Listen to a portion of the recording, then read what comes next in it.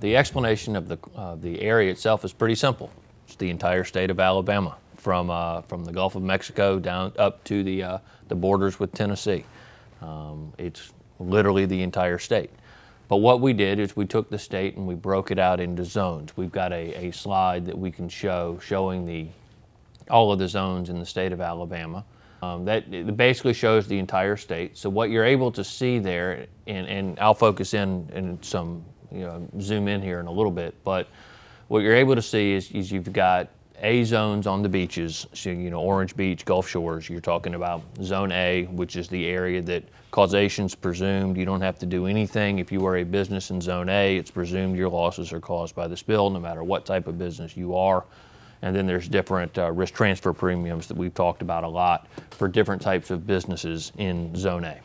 Then you move into Zone B, which is that large purple area. It's parts of Foley, but you can see it right there, the large purple area on the east coast side of Mobile Bay.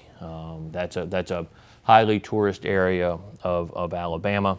And so what we did there is that's a Zone B. So if you're a tourism business in Zone B, your losses are presumed to be caused by the spill. And you get the RTPs, risk transfer premiums, that go along with that. And then in Zone C, you can see that basically goes up to I-10 as it goes around the state all the way up to, you get to Battleship Parkway, crossing Mobile Bay. That's a presumed zone, actually. That's purple if you've got a business there, going into the state of Mississippi. So basically I-10 south. And then there are some feeder roads coming down from Montgomery, Birmingham, some areas that come down to the coast towns of Alabama.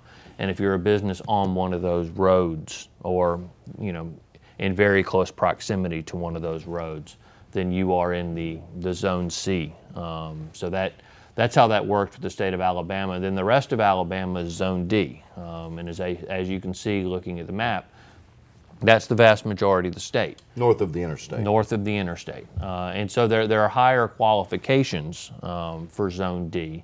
But if you do qualify, you get paid. There's not a question where you're certifying that your losses were caused by the spill. What we negotiated in this settlement was a formula to determine whether or not your losses were caused by the spill. So it doesn't matter why you were actually down in 2010 under the formula. It just matters, do you meet the formula? I think that's a great point that you raise. Obviously, you and I do a lot of public speaking about this settlement and how it impacts the rights of people. And one of the issues and questions that we get asked repeatedly is by people who live or work a fair distance from the waters of the Gulf of Mexico, asking the question, look, we recognize that this spill occurred in the middle of a recession. We're awfully far from the coast. We can't certify or swear that our losses were due to the spill. We had losses. They may have been due to the recession. They may have been due to the spill. They may have been due to both. And because we're not sure, we are hesitant to make a claim. Can you respond to that? Yeah, and we understood that was going to be the mindset of people, but what we were trying to do with this settlement was to take the subjectivity out.